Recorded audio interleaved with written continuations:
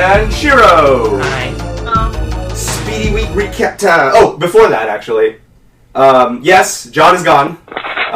Personal issues, kind of, don't want to get too deep into it, but we're a three-piece again. So, there you go. We're Motorhead at the end of it all, not the four-piece Motorhead that didn't last that long. So, there you go. Shiro, how was your week, actually? Yeah, we're on time for once. How was your week? Well, pretty sure all of us had a similar experience, for the most part, in regards to the epical snowstorm here, which was insane. Had a few days. Yeah, I had like a day off from work, and then the majority of one day was working from home.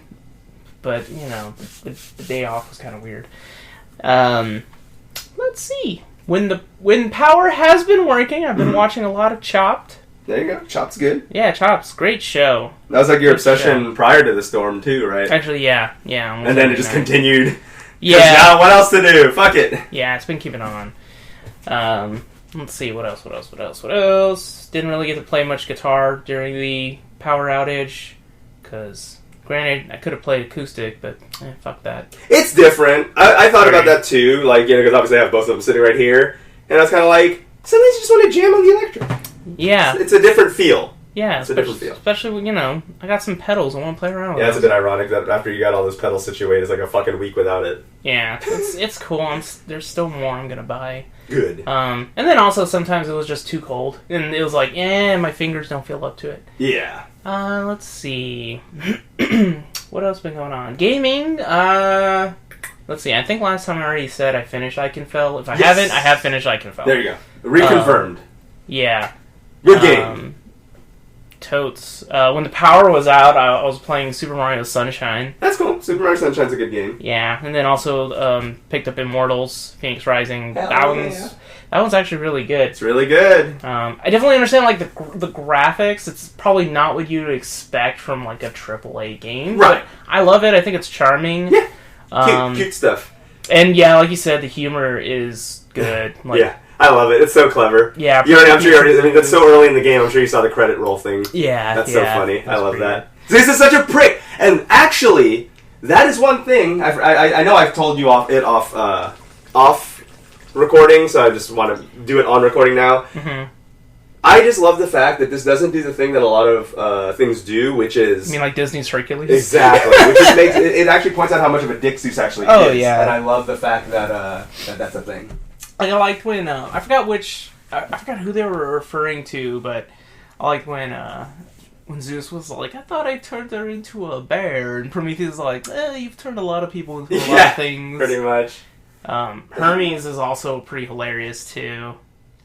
So I haven't made it super, super far. I'm at the part where, you reach the Hall of the Gods, and then it's very like, okay, choose your destiny now. Yeah. So I've kind of just been, I think I unlocked most of Aphrodite's area. Nice. I've just been roaming around, exploring. I love that aspect of it too. The different parts of the island that are so different. It's awesome. Yeah. So pretty much collecting ambrosia and stuff like that. But yeah, pretty fun. I think probably my only complaint with the combat is I don't quite understand the parrying. Yeah, I just kind of dodge all the time. I don't even bother with the parrying, honestly. Yeah, and then you activate Witch Time or something. Yeah, kind of. But, yeah, that's been good. Trying to think. What else? I don't think much else has been going on. Now that we're not doing monthly recaps? Yeah, nutrition has been kind of shit. I've been eating a lot of Doritos. Yeah, that's the thing. So we were talking to Mal a bit about the snowstorm off recording, and she was like, oh yeah, we ate once a day, had burgers, and I was just thinking to myself, yeah, I had chips and a candy bar and a bunch of soda. So yeah, been drinking way more soda than I normally do. Yeah, because I was like, the only place I was getting my rocks off was just drinking sodas. Was my only pleasure during that whole thing. So there was that one night that I was just eating trail mix. Then I saved it for the next day. Classic. Cliff bars, those come in handy. Cliff bars are great because they're actually pretty wholesome considering they're Like, if you look at, like, the nutrition, what they provide a lot for a little bit. Yeah, like, they're still pretty high in sugar, but, they are. You know, that's sadly going to, like, a lot of... Yeah, my coworker and I were actually just talking about that, because she's on a very strict diet, and unfortunately, there's a lot of shit she can't eat, because she said what she's trying to avoid, and what she's running into, is that you're gonna be low carb, high sugar. Yeah. Low sugar, high trans fat. Like, it's kind of like a bunch of, like, it's all these sacrifices and then gaining something. So she said she has found some recipes that are low carb, low sugar, low fat, like a lot of things. But she said it's not a huge bastion of stuff, because you are going to be doing, like, my stuff, the weight loss is continuing, but I still have a high sodium diet. So, like, my carbs aren't as crazy because I just don't eat as much. Like, when I have, like, my one carb meal, like tonight, for example, a lot of rice, that'll happen. But then, then the rest of it, the rest of the day I didn't have that. So, just stuff like that. But sodium is a bitch. Yeah. But yeah, it's hard to find a completely true balanced diet. For me, carbs are always the most difficult to cut, because I love pastas and I love rice. Yep, and bread. And bread, That's yeah. good too. Freaking love bread. Yep, it sucks. Yeah, Carbs are a curse. And they're so great. Like, I did end up ordering pasha for dinner last night, and just to make it meet that minimum, I was like, give me an extra non-bread. Hell yeah. That's what's up. So. Yeah. So, very, very filling meal, obviously. What about you, Mal? You did your, like, whole recap off of the recording, so we'll just pretend that you got... it snowed there too, you ate once a day. Did anything interesting happen? Well, me and my sister got to play Age of Calamity a lot. We both have the game, so we were sitting there, helping each other out. So that was really fun. Like, I didn't get to go to work at all because we had no power. So I basically had a whole week off. So I mainly just played Age of Calamity with my sister, and then I played, Mario Maker with my nephew. I read a little bit. My brother had all the camping gear, so we ate what we could out of, our fridge. Damn, got forage as well. And then I recently, today, I hadn't played it in a long time, but I started playing Alice the Madness Returns. Oh, nice. It's an old 360 game. Yeah, that's a good old edgy game. I mean, I love it. It's dark and cringy, and it is cringy. It's definitely cringy. It's definitely cringy. But I mean, I love the art style. Yeah, that Hot Topic. I definitely feel like I'm back being like, too edgy 5 type of 15, thing. 17. It's literally Hot Topic. Just playing video games. Oh no. So I mean, that was fun. Could do without the cold for a while. Not having power sucked. Not having water sucked. I was really, really happy to see. I'm on some of my neighborhood, we're on neighborhood apps and Facebook groups just in our area, so we can keep up with what's going on. But it was amazing to see how many people were reaching out to just help people. I felt very, very appreciative. We have this one neighbor in my sister's neighborhood who runs a daycare, and she hadn't eaten a hot meal, so me and my sister went and, gave her hot cocoa and, warmed up some food for her and her daughter, just because they used to take care of my nephew. That's good. And so, it was just really cool to see everybody doing those things for each other. Like, if there was water, buying an extra, pack of water for somebody because you couldn't get into the stores. Even now the stores are still... Yeah. But also just seeing, people open their homes to people because... COVID! They should have done that. That was a mistake. That was a mistake. No one open your homes. It's cold. We're still in a pandemic. Which is arguably stronger because it's cold. So don't do that. Yeah. But good for everyone who didn't die of COVID because of that. But yeah. Well, it's also, I'm hoping they were safe, but it was really nice to see people, delivering firewood and stuff like that to people who needed it. I know this last week was terrible for a lot of people, and yeah, it was really cool to see communities coming together. So yeah, I wish I saw some of that. Snow. None of that was here. Yeah, snow sucked. doesn't normally suck, but like I made a post about it, and I always tell people, snow's cool in places you don't live. If I'm visiting it, like, if I go visit my brother in Colorado, or if I go to anywhere else that has snow, and it's like I get to enjoy the snow there, that's Gucci. But fuck the snow being here, especially because we're not equipped for it. You saw a lot of cringy posts, like, whether it's being screenshot by people and shared on your social media, I really hope it wasn't any of the people you personally know. But you saw a lot of cringy northerners like, Texas can't handle it. Yeah, Texas isn't built for that, dumbass. Come down here in 120-degree weather and see your baby ass crying. Ooh, my white ass is getting burned! Like, it's just funny how, like, they don't think about the context of it. And my friend posted a really good thing that's just like, that doesn't help. Like, you got any fucking advice, Mr. Snowman? Like, what if I have it, instead of talking shit, you actually give some advice? Like, hey, you can do this. You can use the snow to keep your the meat or anything perishable cold or anything like that. Stuff like that. It's just like, it's not productive to be like, come to New York for a summer. It's colder here in the summer than it is there. And it's just like, yeah, it is. That's right. It gets cold in those places. So it's like, yeah, no shit, dumbass. Yeah, some people that. Well, yeah, that's why I don't live there anymore. I don't live in Nebraska, where the snow is taller than me. Yeah, Nebraska. I made a very conscious decision that was not where I wanted to live. Yeah. No hate on Nebraska. Like, those people are hardy too, but Jesus, I don't want to live in 6 feet of snow. Yeah, for sure. I'd literally get lost in snow, and no one would find me for days. Yeah. Yeah, no, some people have definitely been jerks about it. Well, like I was telling you how that one guy I know who, just became a father for the first time during the weekend, while, and he got to stay in the hospital for a bit, because he was like, why bother going home? There's no power. Right. And then they get discharged, still no power in the house. So, he's kind of freaking out, which is understandable. Yeah. It's a very stressful situation. Yeah. And, somebody just decided to be, like, a complete jerk about it.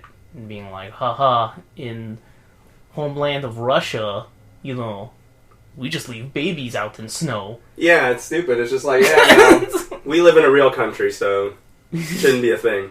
Yeah, I mean, not to get too political. Yeah. But there's also the whole account. I'm pretty sure everybody freaking has already seen it by now. Yeah. How, majority of Texas isn't even, like, the infrastructure hasn't even been updated because privatization and deregulation, they were like, oh, well, it's more profitable to stay with this archaic technology than it is to try to future-proof shit. So, same thing with Australia. That's why Australia's whole internet infrastructure and a lot of other things are completely fucked because, hey, costs money.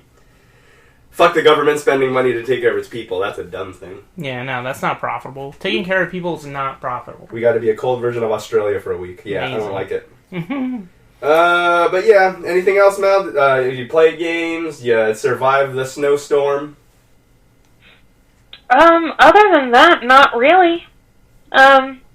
Pretty stressful week with the snow. That's about my week. How was your week, Pat? There we go. I didn't want to introduce myself. I didn't want to ask myself because that would have been weird. Right. No, it's been all right. I've beaten 2 games this month, which is more than most people I know can say.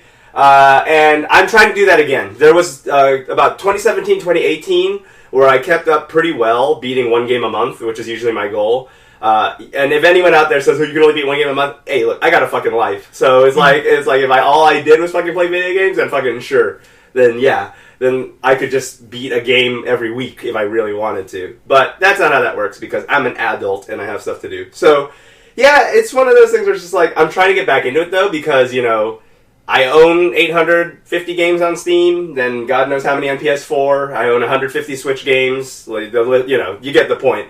And I'm only beating maybe a small percentile of that, so been trying to get back on it.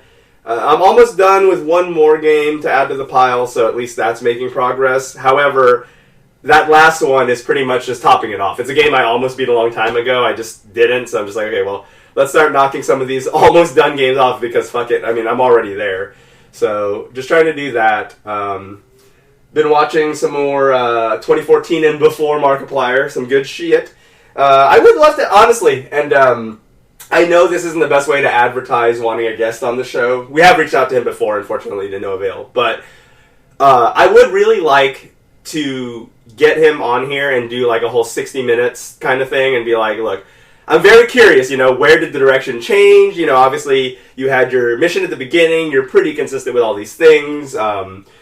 What do you see that causes you to make the changes that you did? I'd like to really just have a real open up, hey, look, I'd love to know. Because he may have some really good answers. He may not have any answers. He might just say, that's the way the fucking ball rolled, and you know what I mean? I ended up being the way I ended up. It's just, what it is. But I would like to interview him and kind of like ask those questions. Because, most of the interviews you see, and I fucking hate this shit, and I have gotten, thank you people who have said this, I have gotten a lot of compliments for not having the same generic-ass questions every single time, actually curating guest-specific questions, or like actually knowing more than nothing about the guest, because most interviews, whether it's Wired or whatever, you just see like major publications, but it's the same cookie-cutter interview format, like, what kind of bands did you like? What kind of food do you eat? It's like, who gives a fuck? How'd you ask like the real fucking questions, like if there's like a, like, with when we had Chubbs and Bill on the first time, there was a lot of that Fallout 76 controversy going on, so kind of like got to dig into how much Bethesda shit they've played, kind of like, have they heard about these controversies, things like that. You got to like actually fucking have some spice in there. Y'all people act like fucking water spices, the people who write these fucking interview questions for some of these places. I'm just like, how the fuck do you have a job? But anyways, so there's that. And I'm also pretty excited because South Park's going to do another pandemic special. This time it's going to be about finding the vaccine. That special was really good, so I'm really hoping well for this second one. So we'll see from there. But other than that, that's pretty much it. I was going to wrap the episode up already. Shiro, where can everybody find your stuff? Twitch, Twitter, Instagram at Joshiro Joestar, and Shiro Play 5 on the YubTubs. And Miss Mal? You can find me on Instagram at awesome_Melly. And that's about it. That's all I got. That's all she's got. And you can find all my stuff at ZDRocker at all the places, SlimAsianEntertainment.com and DisconnectedCast.com. Oh, my domains are about to renew. I need to remember that. All right. So anyways, first up, let me just have myself Jack Fest at the beginning because all my favorite stuff, a lot of my favorite stuff happened over this past week. Brand new Blasphemous update. Did not see this one coming. So they already had one that added a shitload of content. Devs, take note. To look at Team 17, you're allowed to do post content for free. It doesn't have to be a fucking paid thing, a season pass, any of that trash. You're allowed to just update the game for free. Or be like Platinum Games and just release a complete game without DLC. And just have a full game. I'm just... Where these developers are showing that they can still just make games well, I'm just kind of like, God damn it. God damn it. Like, why does everything have to be piecemeal? Why does everything have to, Yeah. Like, even though I disagree with fighting games, it kind of makes more sense for fighting games to be the way they are. Like, Jim Sterling made a really good video about why that's such an annoying format, but I can kind of get that. Every other genre of video game, I don't give a fuck which one, does not need to have it like that. So fuck off with that. Free updates or be a complete game. One or the other. You can just make your sequel, make it well, whatever you want to do, but just make a nice game and then move on. But yeah, Blasphemous getting a brand new update, collaborating with 505 Games. It's funny, both had numbers in their title, Team 17 and 505 Games. Collaborating, and Miriam from Bloodstained is going to be in Blasphemous now. It's kind of interesting how they're going to have her. Basically, the oh my god, what's his name? The man, Blasphemous Man. He's well, he doesn't really have a name, but they call him like, I don't know, whatever the fuck he's called. He's the something one, whatever the fuck he is. But anyways, basically he meets Miriam, and you gotta, she's collecting all those crystals and shit in her game, so you go help her on this quest to find the crystals hidden throughout Blasphemous now.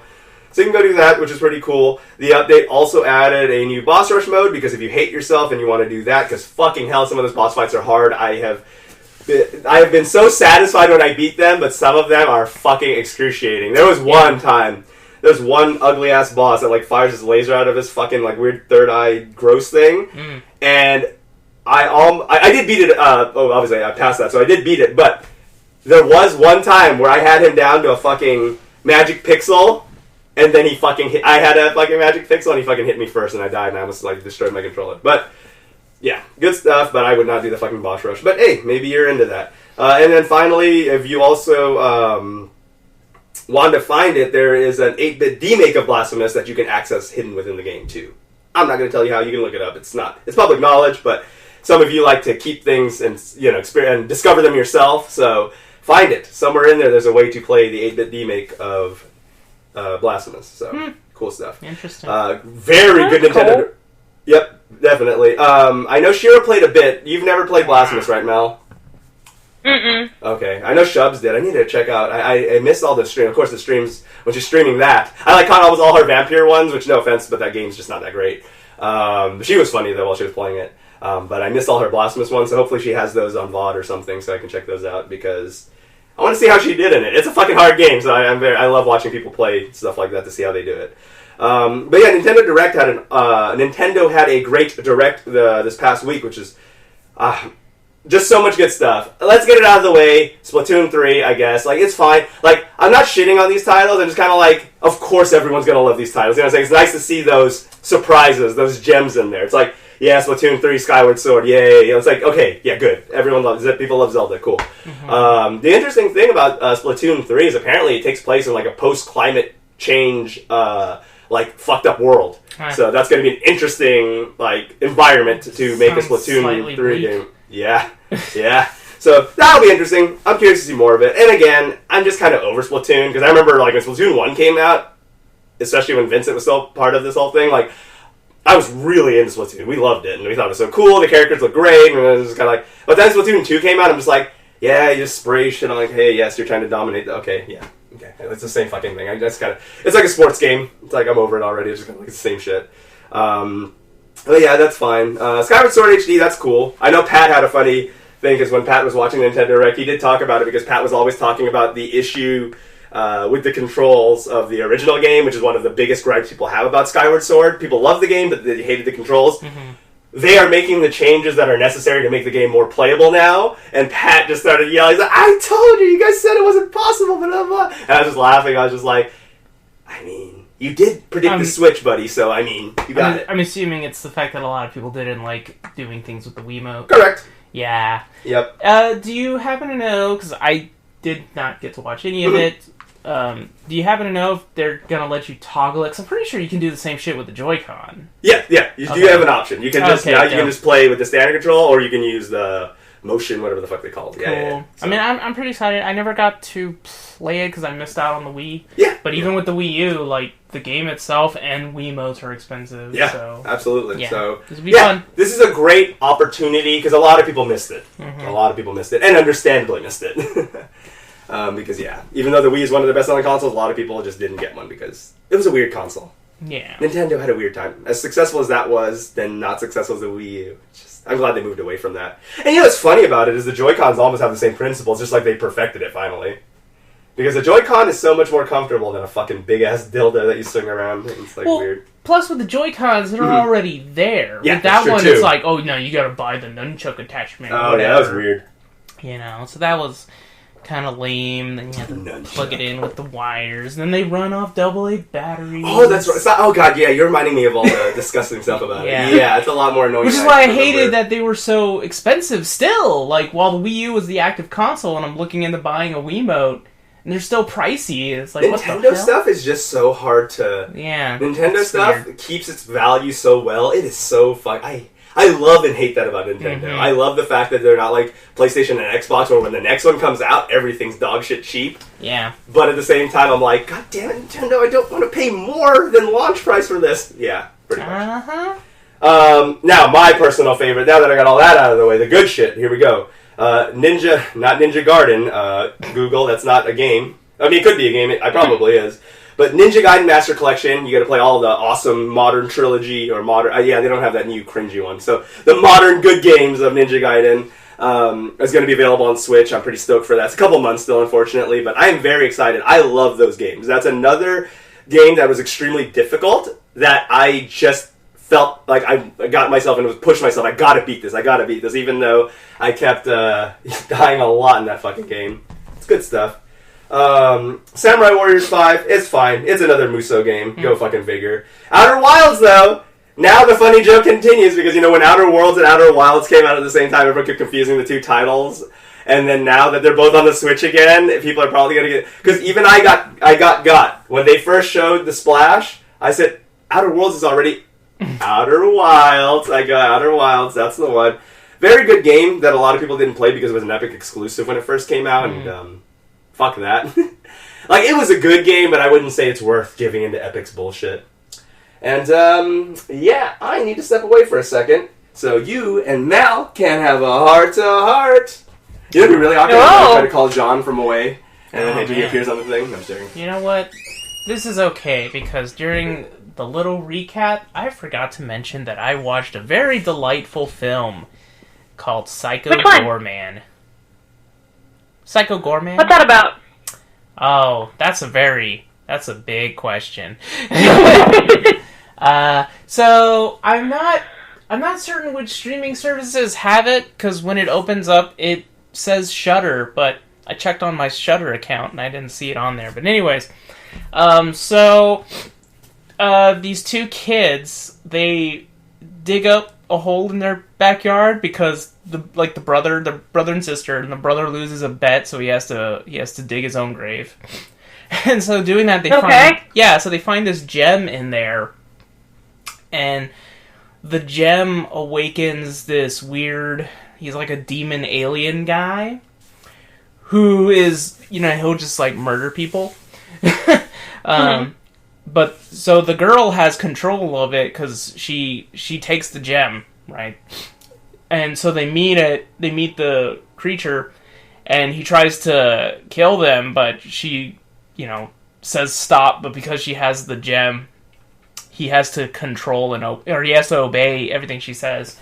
So they give him the name Psycho Goreman, and it's really weird. It kind of has almost like a slight Monster Squad vibe, kids just hanging out with this monster, even though he's, pretty much murdering people. And then, alien race finds out that he's still alive, so they come to try to stop him, but the thing is, they're also pretty shit. So, the humor in it is really good, and special effects wise, it's almost like, watching Power Rangers almost, kind of cheesy rubber suits and puppetry and stuff like that. And the music, very 80s metal, but with synthwave score on there, so really good. I wish I could say where to watch it, though, because I'm not really sure. Now, I don't know if Patrick... You'll have to send me the name so I can find it. Yeah. That sounds really interesting. Yeah, I'll send it to you. Do the messengers. Who's a messenger? Yeah. And then, Willy's Wonderland. I don't know if Patrick might have brought that up last time, but watched Willy's Wonderland. I don't remember him bringing that up. Oh, yeah. Oh, I totally forgot. I played a lot of Pokemon Go yesterday. Oh. Nice. Yeah. I got almost everything done except for the very last challenge and 3 Pokemon to evolve. So, did you... Which is really cool because I got a shiny Ditto. Nice. Now I'm working on getting my Mew, so... I was gonna say, did you... But I was very close to giving up on the game. Like, entirely? Yeah, and never playing again, because I did 7 Mewtwo raids yesterday and couldn't catch a single Mewtwo. And then finally, the last raid I did last night, I got it, and I was like, heck yes. Nice. So.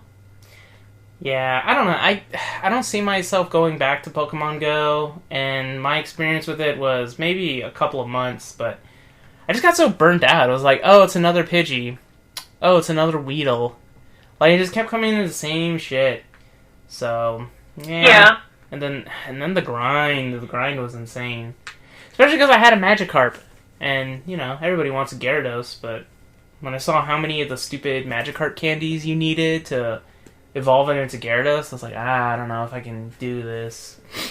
But I was gonna ask, did you play Pokemon Go during the snow? But then I thought, wait, if you had no electricity, that's probably not going to work because you're just going to kill your battery. Play Pokemon Go during the snow. Yeah. That did not seem like a priority or fun to do, but since it was nice weather yesterday, me and my friend, we work at the same place, so me and him, we went Pokemon hunting, and, yeah, so I ended up finishing, everything, and I was so excited. Now I just, this other challenge I have is, 6 days. 6 or 8 days, so I don't have to rush to get everything done. Uh-huh. But yeah, really glad I got it done, because that was a lot. Just a lot. And it was nice to be outside. We went to a park. Of course, we were wearing masks and, staying away from people. But yeah, that was fun and nice to enjoy the sunshine after a week of snow. Yeah, the sun was super bright. Actually, yeah. Was it oh, what the hell? Apparently, so we ordered some food, and apparently the driver is outside. I will be back, I guess. Just take care of everything. Alright, well, I will be here, and I don't know what to talk about by myself, so... That's cool. Read off an excerpt from your upcoming monologue. I don't think I have one, but, I can... You do now. I don't know. Fun fact time, I guess. I don't know. So they both left me. Yeah, don't know what to do by myself. This is fun.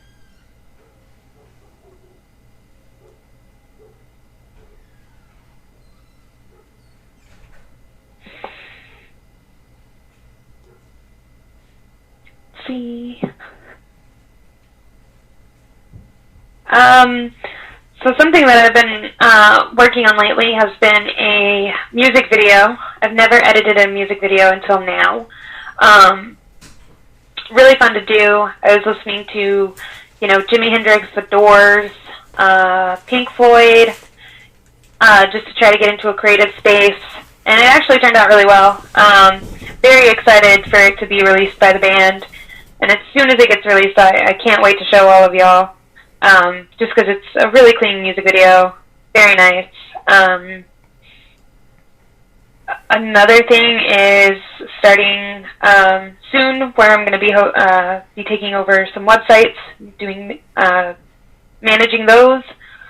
So that'll be cool. One of my favorite projects to work on is music videos. Hopefully, me and my boss will start doing movies, which would be cool. Yeah, so there's just a lot in the works right now. We shall see what happens. I enjoy Pink Floyd. What's your favorite album? You did? My favorite album is The Wall, but it's because the song The Trial's on there. And that is my absolute favorite song plus favorite music video of all time. You didn't just say The Wall. That's what most people would just be like, oh, I like The Wall because of The Wall. I like a lot of songs from The Wall, but as a whole, I can't really say I care too much for it. Not something you necessarily go out of your way to check out all the time. Yeah. Fair enough. Wish You Were Here, that's probably one of my favorites. That's a pretty good one. The funny thing about that song title, fun fact, is I keep thinking of the Incubus song. Yeah. Every time I fucking hear that title. Yeah, but I like that album. And then, of course, Dark Side of the Moon, We're going to eat while recording, because the food got here fucking hella fast, which kudos to them for the quick delivery, but caught us, In fact, you can literally cut all of me just rambling by myself. Yeah, I'm leaving it in there. I just want you to know that. No, it's epic. I'm going to leave it in there. Yeah, it's a new segment, Mallory's Minute. Yeah, Mallory's Minute. There you go. So yeah, Outer Wilds, that's going to be a cool addition to the Switch, because, that's a game That's a game that's not necessarily long, but it's a game that, without spoiling anything, has very good replay value. So you will find yourself, you would benefit from playing it more than once. So that would always be cool. What else? Oh, something that was interesting. There's a game coming out called Knockout City, and it's basically a very stylistic, very cartoonish looking characters, but they look interesting, like kind of like ARMS, like that kind of art style. But it's by EA, and it's a like a dodgeball kind of like arcadey sports game. So that should be kind of cooly. This is chicken fried rice. Yay. This is General T-Sal's. General Tissot. This should all be mine. But what kind of pizza are y'all getting, Mal? As we continue this filler thing, while we look at this. I think we're getting. It's a local pizza shop here, but it has like pepperoni, Canadian bacon, olives, green peppers. I think that's it. I need Dink to get on the line now. Do they call it Canadian bacon? Oh, that's a good question. Do they call it American bacon? But it's like I can just ask him on Discord right now, but I don't know if he'll respond. Yeah, it's all good. We'll just do it as a meme because he might respond. He might respond, which would be kind of funny. Okay. As I continue to distribute the food, Bravely Default 2, which is like, that's fine, I guess. Bravely Default's cool. I still hate the naming convention because the second game already came out. It's called Bravely Fucking Second. Not Bravely Fucking Second, but Bravely Second. And then you have, now it's going to be Bravely Default 2. It's just like, okay, well, what the fuck happened? But the second one came out already. It's not really a 2. You know what I'm saying? So, that's kind of weird. Ow, I'm dying. I haven't seen like anything of Bravely Default 2, but I would probably pick it up. Yeah, no, it'll definitely be a great game. Yeah. Despite the bad naming. Oh, it looks like they did put hot oil in there. Yay, I asked for it and they delivered. Literally. Asked and we Yay! Received. Oh, thank you. There you go. No problemo. Choppy sticks. Choppy sticks. What do you normally order when you go to a Chinese restaurant, Mal? This is the interview Mal section. Yeah. Oh, yay. You can also join the conversation by shooting an email. There you go. Do it. Do it. Totally. My go-to is lemon chicken. Oh my God. Let's see. Get off this call now. What is it? Scoop waffle. I ordered some scoop waffles. Or sweet and sour. Oh my God. Chicken or pork. So you like fried food? Yeah. But my favorite thing is to go to this place that does unlimited sushi. Exactly. That sounds good. Unlimited sushi always sounds dope. That is my all-time favorite thing to do. We have quite a few places here that do unlimited sushi. Nice. So that's like where I spend like birthday dinners with my family and stuff. It's just a really cool place to go and eat. They have a hibachi grill too, part of it, but hibachi's fun. We hardly sit there. Awesome. I think we've only done that once. Is it Hanmachi or which one do you go to? Huh? Is it Hanmachi or which one do you go to? So we go to this one. It's called Kobe. They have like 2 locations. But then a new place just opened, and I've been trying to get my friends to go. Like at least one to go with me, and unfortunately they're like, I don't like sushi. I'm like, okay. So that hasn't worked out. They are white, I think, so unless they've changed color since then. Yeah, they're white. Hibachi's a lot of fun. I sadly have a coworker who doesn't like it. What? Yeah, it's really dumb because everyone get out of this conversation. Yeah, he just complains that like the food's overpriced. I was like, but you're there for like a show. Like that's part of that's literally the whole thing. Yeah. I could just get something cheaper elsewhere. Make oh it God! myself. Now I know who it is. Yeah. I'm just like, and I'm not surprised. Let's put it that way. I'm just like, no, hibachi's awesome. Yeah, it is. It's fun. It's really fun. Yep. And like you said, that's the whole part of it's the whole like the extra that you get. It's not really just the food. Yeah. Because if you pay that much for just food, then sure that's kind of pricey, but yeah, like if the cook just shows up and you're just like, here's your shit. and yeah, okay. Fuck off. Yeah, sure. No, hibachi is like super What other fun. questions do you have for me, Pat? Throw them Oh, away. no, nothing. That's enough of you. We're going to go back to the games. Oh, okay. I have a question. Josh has a question. I mean, Shiro has a question. Will you ever expand your palate to move beyond just lemon chicken and sweet and sour chicken? We need to order Yeah, Chinese food so and I make her mean, try like, this stuff. I've had other things, like, at restaurants and stuff. Okay. It's just, those are my go-to. Do you get spicy To water? even see if I like a place. Plus I don't like spicy. Like, Oh, yeah, that's right, of course. I don't know if it's, like, Jeez. that's just, like, the bare minimum. If they can't make those two dishes, then I probably won't eat there. For the other stuff that, I'll eat later. Okay. Just very weird about food, guys. There you go. So there's a new Star Wars game coming out. They didn't really show. They just showed like random shit of it, but like it's still not very clear what the fuck it really is. Is that the one we saw? Yeah. Or you showed me? Yeah, it's like it's a free to play game. I forgot who the dev is, but thank God it's not EA. Give someone else a goddamn chance. But yeah, it's gonna be free to play, and I always have mixed feelings about those because there are a few games that do it well. Like I really like Apex Legends setup, which is basically just Fortnite setup. I just wanted to not give them credit. But at the same time, I would rather just a fucking real game and then just kind of go from there. I know a lot of people are getting super butthurt that I didn't call Apex or free to play games a real game, but you know what I mean. Yeah, it did kind of look like a weird battle royale thing. It looks like it's focusing on the bounty hunters, Which is kind of cool. Yeah, and you know what? It'd be neat if it was just a game where it's like, you pick a bounty hunter. It's like, okay, well, here's a job. Yeah. See, that would have been a cooler game. Or create your own bounty hunter. Yeah, That'd be pretty I love badass. that. Well, of course, everybody and their mom fucking make their own Mandalorian. Oh God. I forgot that everyone's into that now, even though we've liked that kind of shit for... This is the way you create a Mandalorian character. God damn it. But yeah, hopefully it's not just another battle royale BS. I hope thing. it's not. I just hate the fact that those kind of games make so much money that everyone just wants in now. Yeah, like I get it. You want to make money and make Call of Duty, but... one of the highest grossing games ever, copied it because they added that blackout or whatever the fuck it's called now into their game. Yeah. It's like, Jesus fuck. Which is ironic too, considering how a lot of games were just copying Call of Duty. Yeah.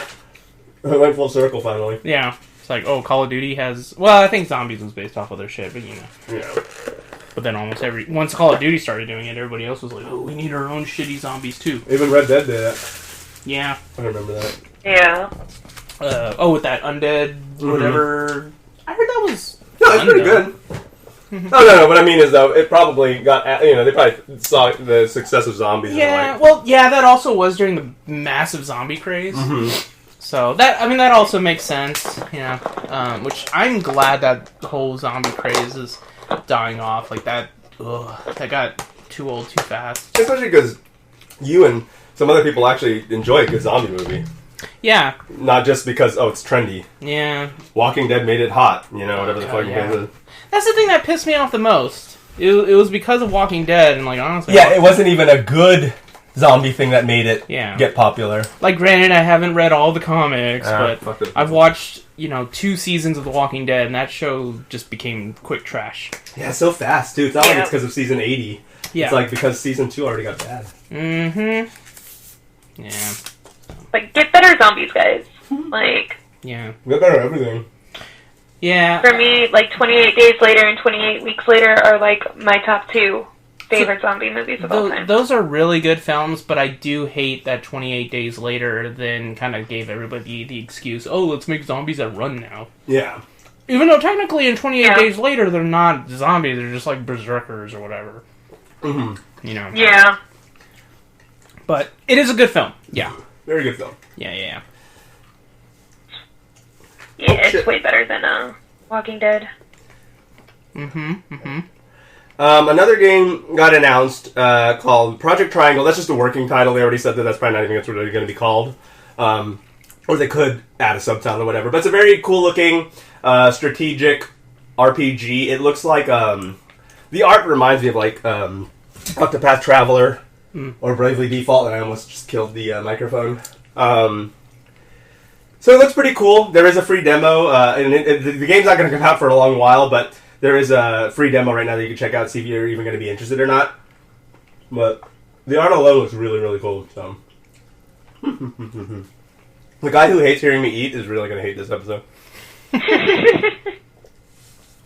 I'm not like super up to the mic ASMR style, but still. Something funny that did happen. We're not going to really discuss BlizzCon entirely because fuck Blizzard. I'm not going to plug their shit on here. But, oh, come on. They said they were sorry. Yeah, exactly. I just love that Jim Sterling video.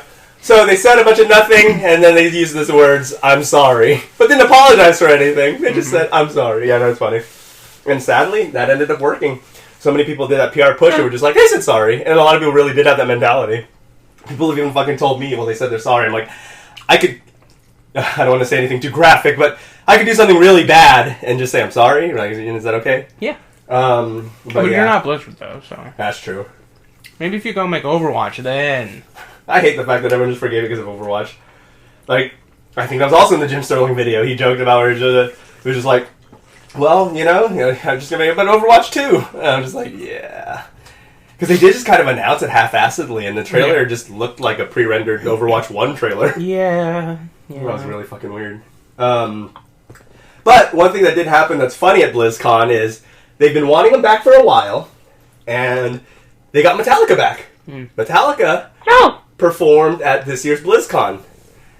Well, performed is kind of a weird term to use because Twitch's DMCA takedown thing kicked into effect, and for a lot of their fucking set, you just hear some like generic lullaby music that it was kicking in to prevent them from to stop copyright strike. Yeah. And I was just like, oh my fucking god. I said, I can't believe this is a fucking thing. It's hella sweet irony, too. Yep. Like, they're pretty much the reason why... That exists. Yeah. Yep, and one article I was reading made that very, very clear point. It's just like, the fucking sweet, sweet irony of it all is they're the ones who caused that to happen, and it fucked up their set. How's the turntables? Yep, pretty much.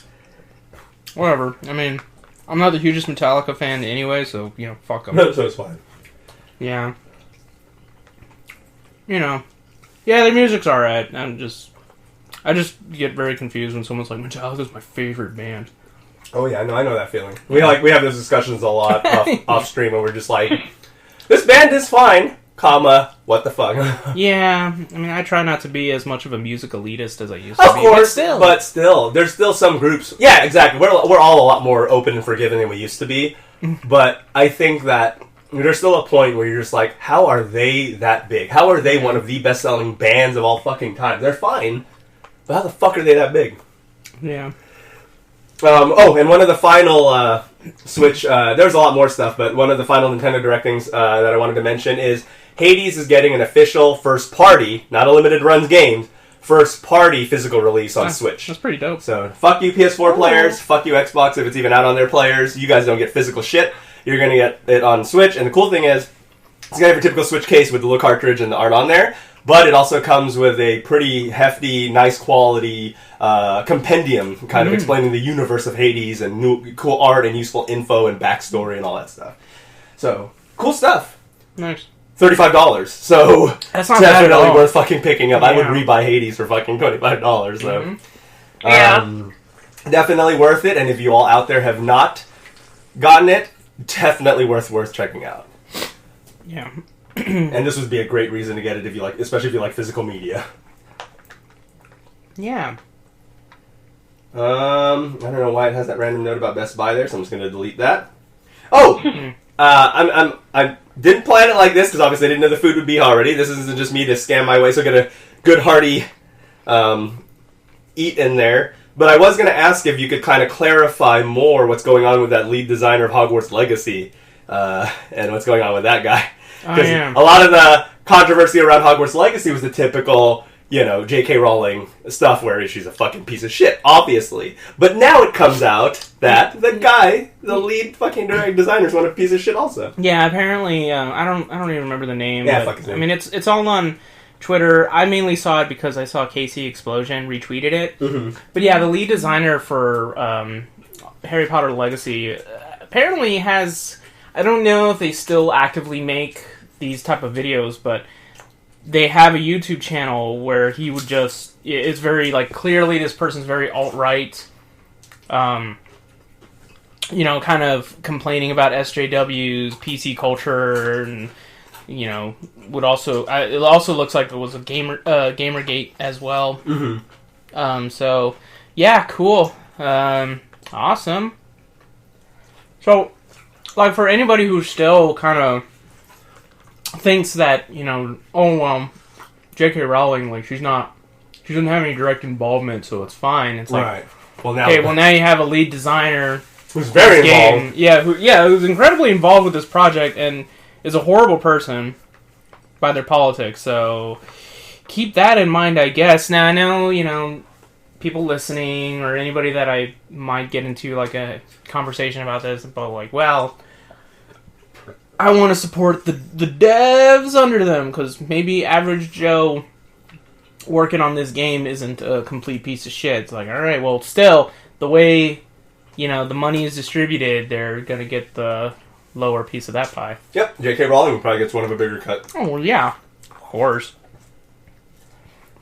Yep, and we say it a lot, and, you know, I get into arguments with people all the time, for many reasons, but also because I'm right, and, one of the things I always mention is the fact that, unfortunately, it doesn't work that way. You know, I get into people arguing with people all the time, well, fuck you, you know, I want to keep playing this game, or whatever. I was like, you can, but still understand you're supporting the piece of shit. Yeah. I don't give a fuck if you bought it already. I don't give a fuck if you want to just support the lower case system devs. Whatever the case is, you are going to support the machine. Mm-hmm. You know, one of the points I always make with people is, you know, we always talk about Randy Pitchford being a piece of shit, Gearbox not being the most morally, because of Randy Pitchford not being one of the most morally just companies out there. Well, if Borderlands 3 had sold like 2 copies at launch, they would have been so fucked and been like, okay, maybe we got to get rid of Randy Pitchford, or maybe we got, you know, actions speak louder than words. And because of that, no action was taken, so guess what? Randy Pitchford's going to continue leading that company into the ground, so. Yeah. I mean, it's tough. Like, a lot of it, you have to pick your battles, because at the end of the day, there's no ethical conception under capitalism. Mm-hmm. But still, you know, be aware that this shit's happening. Understand where you're putting your money into. Yeah, just be honest. Yeah, don't fucking put your head in the ground and just be like, la, la, la. And that is all I ask of people. For all the people that think I'm just trying to take everything away from them or whatever, I'm just like, I'm not. You have all the right in the world to do that. But don't fucking come up to me and say, hey man, BLM, if you're fucking shitting on people in Hong Kong, because you obviously don't really care about race, fucking, you know, rights. You're just kind of like, oh, it's trendy. BLM's the hot thing. We're all into that. Woo, I'm left. You know what I'm saying? Like that kind of shit. But then you're supporting all these things that are probably shitting on BLM. You know what I'm saying? So it's weird how people just can be voluntarily ignorant. Oh yeah. And then just kind of be on their pedestal still. And a lot of these people, I talked to you about a certain person earlier, is very preachy, but it's a little ironic because she's not really on the same team she thinks she is. So. Like, and then this is probably like maybe earlier this month or last month, there was this girl in the FGC who, you know, on her Twitter profile has like the header for BLM and all that, and yet, oh yeah, it was February 1st. It was literally the first day of Black History Month, and she starts tweeting some racist shit. Yep. And she's Asian, so she kind of tries to play that whole like, oh, so it's racist for an Asian to say these things? It's like, yes. Like, yeah. That's kind of how it works. Exactly. And you talk about all sorts of racist thinking they're immune, because we obviously, like, there's that whole argument there we got to a while back, and it was just one of those things where, I'm immune because I'm a minority. It's like, nope. Yeah. I do appreciate the action that was taken, though, because she was involved in a community tournament that was going to happen. Oh, gosh, I forgot the name of it, but... So, after that happened, pretty much, you know, crowd control, they were like, okay, we're going to... until we review things, this event is on hold. It's not going to happen. Yeah. And then... Definitely postponed. Oh, yeah. And then there was obviously some fallout with her. And they made another announcement. They were like, okay, so we have officially canceled this tournament. We're now going to have this other one. Yeah. This person is not involved at all. Like, they have been excommunicated. Completely removed from their position. Yeah, and it's like, hey, cool, that's how you handle something, rather than being like, well, the problematic person is just not directly involved, but they're still on the board. Mm-hmm. Or some BS like that, and if you're in San Antonio and you understand what I'm referring to... Haha. Yeah, so... Yeah, I mean, I'm glad on that. It's fucking shitty how some people are very, very hypocritical. You know? Yeah. It sucks. He also sent me a thing about a little Disney Xenomorph action going on. Was that real? No. I fucking wish. It was from Babylon Bee. Okay. But it's all very funny. Yeah, that's good. I will become the Xenomorph Queen. Do it. Yeah. So, I thought it was a joke. I still want to believe I'm going to wake up and it's a joke. But Shiro shared something in our group chat this morning. And Fortnite now has Ryu and Chun-Li in it. And I don't know how that slipped under my radar, because usually when I'm curating the news, that's one of the first things I see is shit about Fortnite. And then I'm like, kind of like pick and choose what I talk about. If it's about Ninja, who cares? If it's about something in the game, I'll at least mention it. And I'll be like, oh, you know, for some reason John Wick's in the game. For some reason Thanos is in the game. And now fucking... I even made this statement in the fucking chat, because I didn't know it was real at the time. I said, oh my god, I know this is a joke, but I mean, this could probably actually happen. Only to be informed that it really did happen. And I was just like, I hate this. I can't believe we live in a world. Yeah, it did. And it's so weird. Like, the dance aside, that's kind of funny at least, but seeing Ryu use a chain gun and like doing all this weird like that's gonna be weird. Shit, I'm just like, what the fuck? Like, I saw screenshots of him using like the Fortnite weapons, and I'm like, the hell. Yeah. I think the only thing, like, I think that's an actual emote. They just put that music over it. Yeah. Which, I mean, that song was kind of a bop, though. Yeah, the song's good. Yeah. I was just cringing at what I was seeing while listening to the song. Understandable. But yeah, last week when it was just me and Mal, we talked about Stadia killing their first-party studio down. And how they're not killing the Stadia, allegedly. They're just killing their first-party studios, both of them. And third-party studios are more than welcome to make games for the Stadia, because the Stadia is still well and alive. There's a ton of third-party people making games for it. For now. Yeah. And so that's kind of their whole thing. Well, something came out recently to further kind of show you how this like cringy rabbit hole goes. And apparently, like, exactly 1 week before announcing that both of their first-party studios were shutting down, they just had an internal conference praising the hard work and claiming that everything is going great and they're making great progress with Stadia development. Wait, why are we closing down? This is all part of our great progress. Yep, and confirmed, by the way, because I kind of like saying, I don't know if they're getting repositioned or whatever, everyone from both studios have been laid off. Unless you're like one of the higher-ups. But all the actual workers are going to be completely laid off from both studios. So, bye-bye. So they're just hoping that third-party... You know, I was explaining to Mal what I think their really shitty corporate strategy is if they are the ones who killed the Stadia itself, they could get a class action lawsuit, you know, that's only been out for less than a year, they could get, you know, whatever. But if the third-party studios are the ones who failed it because they weren't making games for their platform, that's not their fault. They supported the platform. Yep, exactly. And I think that's where they're trying to go. Well, here's the stupid thing, is that they're going to try and shift the blame. I hope they don't get away with it, because my interpretation of this is they're going to allow the Stadia to bleed out. Yep, that's what they're doing. I obviously am not in... You know, a lot of people like to try to dismiss people's arguments, like, oh, well, you've never ran a business, the fuck you know. But you can't, I would assume, you cannot run a very successful platform if you do not have first-party support. You know, I mean, like, let's look at the PS3. Almost no third-party developer wanted to make games for it. They had to rely on exclusives. Yep. You know, first-party stuff, which, you know, that's just going to be whatever studios that Sony happen to own or whatever. Yep. Alright, so there's that random cut. We don't know when it went out, but point being, fuck Google for doing that, because they put out a bunch of people that are probably nice and hardworking out of work, and they really didn't deserve to go out that way. So. And then it turns out, like, you just didn't catch anything. We were talking about the Stadia, and so it's like, what? Stadia sucks. That's the news. That's the moral. That's moral at all. Stadia sucks. Apple has requested Valve to hand over a bunch of sensitive information from Steam in order to help with its fight against Epic Games. That sounds like a weird phishing scam that Apple's doing. Give us your user data, metrics, information. Like, what if they were in cahoots with Epic? And then Epic has all that fucking knowledge. Like, knowledge. Yeah. You know, that's not... Our Nigerian prince needs this information. I mean, it sounds like that kind of fucking scam. Right. So, I don't know. That's we'll see where that one plays out, because that's going to be an interesting lawsuit, Apple versus Epic. Because if a company has anywhere... Because Apple's obviously one of the highest grossing companies on Earth. Billions of dollar company. If someone is going to fight it, it would be Tencent and Epic. So we'll fucking see how that ends up going. Just because they want Fortnite on the apples without paying Apple. That's such a dumb argument. I feel like a judge is just going to dismiss that right away and be like, okay, so you want your game to be on their platform, but you don't want to give them a share? The fuck? Like, that would be my whole argument. I'd just be like, how the fuck does that make any sense? Apple gets their whole cut from that, is the fact that they take their piece from your game. Yeah.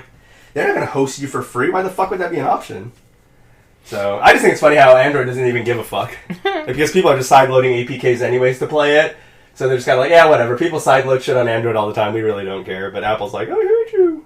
So we'll see where that ends up going. They're just Anakin. They're just Anakin. Yeah. They're just Anakin. Final Fantasy XIV director Naoki Yoshida says that the game, based on success, sees the game going on about another 5 years at least. Wow. So that's crazy. Yeah. So how old is that game already? I mean, considering the OG build before it got good. Like, I was playing... the whole thing. 14 existing to now. Because it's still technically 14. I would say it has to be over 20 years. That's crazy. If not 20 years by now. I mean, shit. If that's the case, then holy shit. I'm tempted this is worthy of a Google. Yeah, there you go. Because, yeah, that game has been out for a super long time. Oh, fuck, Ecosia, like, fucking updated. Final Fantasy. So while he looks that up, what I was going to say is that would make it one of the longest running MMOs, other than WoW, obviously. Like, you have WoW and EverQuest that are on their own tier of, like, immortal RPGs, but still.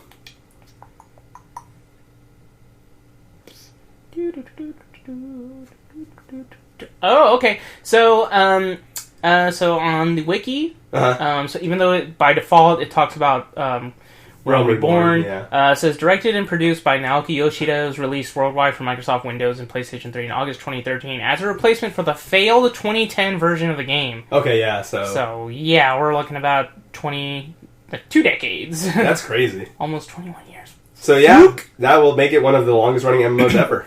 So the original Final Fantasy XIV, released in September 2010, was a critical and commercial failure. Yep. Then they fix it. Yeah, I'm surprised they fixed it. That's a crazy example of them fixing it. They pretty much redid the whole thing. Yeah, I was gonna say from the ground up, but I mean, I think they upgraded like the graphic stuff. But yeah, I think that's probably fair that they rebuilt it from the ground up. Yeah, really. Because that game apparently was just fucked. Original version. What I do love is how they actually incorporate that into the lore of the story. Oh, that's cool. I love that. Yeah, because you boot up Realm Reborn, and you see this. There's like a big fight, like a war going on, and then I think like Bahamut like shows up and just like wrecks everything. Hell yeah! So just everything is just burnt to fuck. It needs to be rebuilt. And then the Warrior Light just like wakes up again, like, whoa, what is this place? Like, oh shit, okay. That's funny. Yeah. It's pretty cool. I think there's going to be a new expansion coming out. Nice. And I think they're going to the moon, if I'm not mistaken. It kind of looks like that. I guess they're going to Final Fantasy IV direction, kind of. The wizard came from the moon. Yeah, because it looks like the Warrior of Light is in Paladin gear on the moon. Maybe they'll finally make Paladin good. I know, it's a shame. Paladin's a cool class in most games, but yeah, I've heard it's definitely not good in... even though I haven't really, played it for years, I usually keep hearing that Paladin's still kind of shitty. Not in the meta. Yeah. So yeah, more at least 5 more years, if not more, of Final Fantasy XIV. Some Saudi Arabia firm has acquired a $3.3 billion stake in EA, Take-Two, and Activision Blizzard. Go figure, the greedy companies are all the ones taking more fucking money, like they even need it. I fucking hate that shit. Man's capitalism, baby. The Metal Gear Solid board game made by IDW has been canned. It was originally supposed to come out early 2019. It's certainly far from early 2019. IDW basically just shit on the project and was going to walk away from it anyways, only to have some people trying to save it, and then Konami taking away the rights. So, yeah, that board game is dead. If you were looking forward to playing some Metal Gear board game, you are fucked. You make your own, I guess. So that is the fun stuff with rights and licensing. It's kind of crazy how, like, a lot of board games are becoming a thing. Like, I thought, you know, the Dark Souls board game was just kind of like a one thing, and then I saw, like, the same company, I think they also have Devil May Cry 5, I think they have a Resident Evil one. I don't know if it's that same company, but one of the early ones where I started to notice that trend was Deadly Premonition board game. So, I don't know if it's that same company. That actually sounds like that might be kind of cool. Yeah, so, yeah, better than the second game, at least. So, at least there's that. But yeah, we'll see. Oh, and in the story I love to hear, because I just love to fucking go there. So I had a few friends, you know, they're like shitting on the Switch, being, you know, the fucking assholes that they are, you know, whatever. Well, guess what, everybody? The latest victim of multiple controller cases of drift is the PS5 DualSense, is a drifting controller. And apparently it's a lot more of a bitch to fix than a Joy-Con. So PlayStation getting its fucking due diligence from its asshole fan base. So now they've been suffering from that. Apparently you can reach out to PlayStation support and try to get them to do something about it, but that's about like talking to a brick wall in terms of movement and everything. 'Cause I've experienced it firsthand. Sony customer service sucks ass, so fuck dealing with them. There are some tutorials on YouTube of people who are able to successfully fix their controller, but not just is that not warranted by PlayStation, not guaranteed to work. Apparently, it is a bitch and a half to fucking do. So basically, if your DualSense starts drifting, you are fucked in the water. So... And then Deja Vu just starts playing. Yeah, pretty much. So I just thought it was hilarious, because even the article was just like, what's the console you would think, you know, what console do you think of first when you hear the term drift? Probably the Switch. Not this time. And I was just like, yeah, pretty much. Wow. It's just hilarious just because, you know, this, like, expensive next-gen console is eating a dick like the old ones. So we'll see where it goes from there. Apparently, someone did a teardown of the controller. And according to... It's a very expensive controller, first of all. And according to the person whose name I accidentally forgot that did the controller teardown, apparently anyone with eyes could have seen that drift was going to be a problem with the controller due to the poor design on the inside of the controller. There's something in there that the mechanisms of it that would just cause drift, the high chance of drift to happen. So, thanks, Sony, and your fucking bad QA. Bungie has announced that they have a new IP coming out in 2025. They haven't said what it is, they just said that that's what's in the works right now, but they said that Destiny 2, they do plan to keep it going. I heard this before with fucking Destiny 1, but sure. Oh, but they changed companies, Activision gave Bungie the rights. Doesn't matter. I haven't seen Bungie deliver shit yet, so... And it's been how fucking long for both games? That's just the thing. That's everyone's first knee-jerk defense to me is just like, well, it's because Activision... No, I don't want to hear about that, okay? I don't want to fucking hear about that. Because Bungie has had Destiny 2... to do anything with right now, and they haven't fucking done anything with it. So I don't want to hear about Activision fuck them over. Bungie isn't doing shit with the game either, so sorry. Bad game. I'm really curious, like, is it the programming or is there just something that's hindering them from doing this? Like, that's Probably what I'm really curious developers. about. Yeah. I wonder if all the people who worked on Halo and then well-known Bungie games are already gone. Yeah, like, you know, it's so freaking weird because they were doing good with regular Destiny. With Destiny 1. Yeah. They were on a good path. Yeah, they started off good, had that very bad dip with the first two expansions, but then saved it with Taken King. Yeah, Taken King onwards. But, great. yeah. But this... And that's the thing I tell people. How did you fuck this game up that bad when you finally fixed the first one? Then you did the same exact problem to the second one. I don't even know. I'm going to laugh so hard. If the new IP that they announced in 2025 is Destiny 3, I'm going to laugh so hard. I'm going to be like, this is your whole plan, this is your whole thing, was, we're going to make a new IP. It's just fucking... they said a new IP, so theoretically they can't say it's Destiny 3, but still. We'll see. They said that in order to keep Destiny 2 going afloat, they're going to have several related things. They have stuff in the works. They're entertaining ideas such as TV shows, movies, comics, whatever. Basically just trying to franchise Destiny. It could work. It could actually be better than the game if they do that, just because Destiny has a good skeleton. Destiny has an interesting universe, an interesting story that's just not in the game. You just have to go read it because that's a fucking dumbass idea. And they have cool aesthetics. There's a lot of things about the Destiny universe that is interesting. It just needs to be incorporated into something good. So we'll see if they're able to do that in whatever the fuck other Destiny 2 related shows, movies, or otherwise that they end up doing. Yeah. I guess I do have to mention this one because technically it's just funny what ended up happening. Not trying to plug BlizzCon, but Diablo 2 Resurrected, they already have announced, because everyone's worried about this, will not replace the original game. Like they did with Warcraft when they completely fucked up Warcraft Reforged. Yeah. So they've already said that that's not going to happen this time, and they are going to have an alpha to get feedback from that. Everybody's favorite scientist, Elon Musk, has proven it. So what I noticed, because I was talking to Daniel about this, what I noticed Elon Musk has just been doing lately is just dick waving and showing that Elon Musk is so popular, anything he mentions gets popular. Mm-hmm. He did it with Dogecoin. He said, Dogecoin, and he made that meme tweet, and it went up. Pull out your money in Dogecoin, then it went down. Now he's done it because his favorite strategy game is a game called Polytopia, and just to prove his flex power, Elon Musk on the Joe Rogan podcast mentioned it and knew it was going to get popular, and boom, sales of Polytopia have flown through the ceiling ever since Elon Musk has talked about it. So anything Elon Musk wants to is just trying to show that anything he wants to endorse will become successful, and so we'll see what happens whenever that big flop comes coming, and when he tries to do that again and it doesn't work out. Yeah, Elon Musk fans are super fucking weird. Their weird obsessiveness. Yeah, and most of them are libertarians, which probably explains a lot. So. Yep. And then our final main story, if you want to get in on this, make sure to talk to us at disconnectedcastmail@gmail.com. That's disconnectedcastmail@gmail.com. Josef Fares, I think that's how you say his name. Does anyone remember who that is? Josef Fares, developer man? Mm-mm. He's most well known for going to the Game Awards and saying "fuck the Oscars" in front of everybody. Jeff Keighley wanted to kill himself. Yeah. But yeah, so he's back in the news again. Mm. I think it's funny because the article writer, who I have no disrespect to that writer, so I'm not even going to say their name, but they did the preface that a lot of people do. When you have a piece of shit friend, that when the people that go, "Oh, he's just really unfiltered. He got hot takes."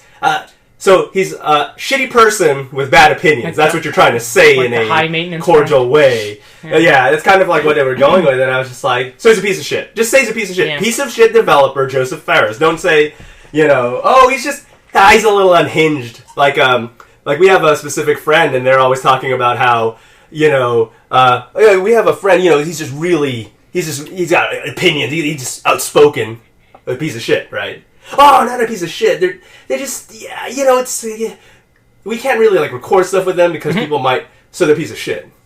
And that's what that is, being a piece of shit. And Josef Fares is as such. Well, here's what he talked about in a recent interview. He said he is so sick that people do not finish games. Wow. He said that his latest game, A Way Out, which I never even fucking heard of, watch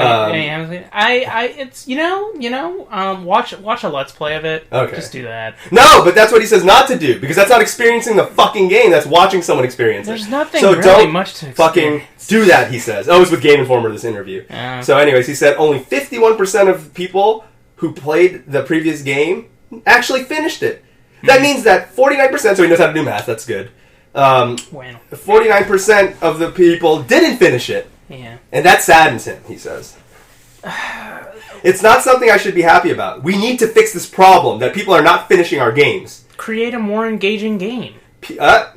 You'd be wrong there, because according to him, he has the most engaging games. I'm going to get there. Not. So people are not even finishing games in general, not just our games, which he claims are the most compelling games ever made. Of course he thinks so. The next game from Fares and his Hazelight Studio is It Takes Two, which comes out in March. Fares is currently hyping this game, that's why he's doing the whole interview circuit, and he's confident that people will remain engaged and be interested in this title to the very end. Is it a sequel? I don't fucking know, but it's weird, right, that it sounds like it would be. But he's so confident that his game is good, he will pay anybody who dislikes the game $1,000 out of his own pocket if you tell him honestly that you did not like it. So get that next stimulus. Get that next stimulus next month, because you get the extra $1,000. Of course, he said, it's impossible to dislike this game. And quote me on this to get tired of this game. Oh. I can literally give $1,000 to anyone who says, "Oh, I'm tired of this game now," and it doesn't surprise me. $1,000. I guarantee I'll give it to everyone who gets tired, but they have to be honest about it. How are you going to gauge that? How are you going to gauge someone's honesty? Because you could just do any bad faith argument and be like, you're probably just saying that. What I feel like he's going to do is going to give a handful of people $1,000 just to show that he did it. Yeah. And then just, obviously just Twitter block everyone else and be like, I don't... Because of course he's active on Twitter, because that's the kind of people that like to be on Twitter, people like him, Josef Fares. But yeah, we'll see. I'm gonna play the game, and I'll be honest with him. If I think it's good, I'm not gonna say anything. Or I'll even tell him, hey, you're right, it was fucking amazing.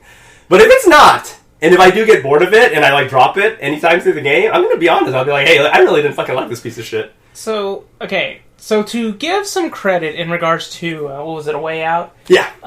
The premise is very interesting, the way the game works. Mm-hmm. So it is a co-op game, 2 people. You can do it couch play co-op, but then you can also do it net play as well. The story is that you're both arrested. Mm-hmm. So you're both inmates, and you're working together to escape the jail, the prison. But not only is that, because you do break out, but then it's also like, okay, we're out in the fucking wilderness now. Let's head. It does sound interesting. I'll be honest. Typical, kind of jailbreak narrative, right? Meet up with family, whatever. There's a plot twist, if you could call it that, because I kind of saw it coming. Right. This depends on how good you are predicting shit like that, or how you can see the writing on the wall, I guess. Yeah. So there is good stuff in it. Okay. Fair enough. But gameplay-wise, doesn't seem like it's really demanding too much, because it's a lot of, shove this, or toss to the guards to distract if them. you're into Life is Strange, or Telltale games, or something like that, this might be your jam. Yeah. But if you hate games like that are more narrative and less about the gameplay, probably not going to be the best. Like, it's not the most epic controls, or high-octane, fucking combos, or anything like that. Right, yeah. There are segments where you are kind of running around punching and shooting and shit like that, but a lot of it is, let's make it over here and let's do this.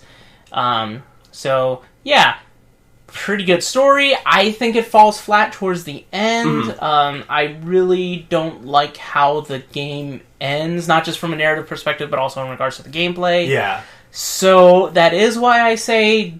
Just watch it. Just watch it? Yeah, especially if you already feel iffy about it. Like, unless you know somebody who is also like, yeah, I'll totally buy this, we'll co-op it together. Right. That would probably be the only way I would recommend somebody buying it. So, yeah, make a better game, I guess. So, that's the thing, and if I was this interviewer, here's what I would have told him, and I would have just been fucking honest about it. People don't not finish games only because it's not interesting. There's a ton of good, interesting games I play that I don't fucking finish. Yeah. Bloodborne is an amazing example. I got like 10% through Bloodborne and stopped playing it. Did it make it a shitty game? Did I hate the game? Absolutely not. In that case, it was like a difficulty thing. But there's other times where I just put down the game, I take a break from it, because I've fucking been playing it for 80 hours, and then I'm like, oh shit, I never went back to it. A game not being completed does not gauge the quality of it all in terms of narrative, at least. Yeah. It's just because people are people and they get tired, or we get very ADD and we buy like 8 games and try to play a shitload of games at one time and we don't finish it. That's what I would have told him. I said, I don't think it's because your games are bad, even though I haven't played it, obviously. I would have said, I'm sure it could be absolutely compelling, but I said, completion, there's a lot of, factors that go into why people don't complete games. There's certainly a lot of more nuance. People have lives. Yeah. Obviously the demographic for gamers, it's not just fucking kids who don't have jobs. Yeah. It's a lot of adults. Yeah, a lot of adults. Yeah, and especially for his games. Yeah, especially for his games. Yeah. Is a kid going to want to play that or should play that? Yeah. Yeah, I think it has an M rating. Yeah. So yeah, it's a lot of people with full-time jobs. The market is saturated because there's new games coming out every other week. Yep. Which is one of the main things that I drop games for. Like, I'm in the middle of this game, oh shit, Yakuza came out. I forgot what game I was in the middle of playing. I completely forgot what it even was. And I just completely dropped it because Yakuza. And I mean, sometimes it's not even about time or stuff like that, but sometimes it could just be like, I like this game, but I just reached this point, and, I just found out it's not for me, or I just can't grasp this for whatever reason. Yep, and that's the thing. There's a lot of factors. It's his ego. That's the main thing, is his ego's blocking it, because he's not looking at practical examples of why.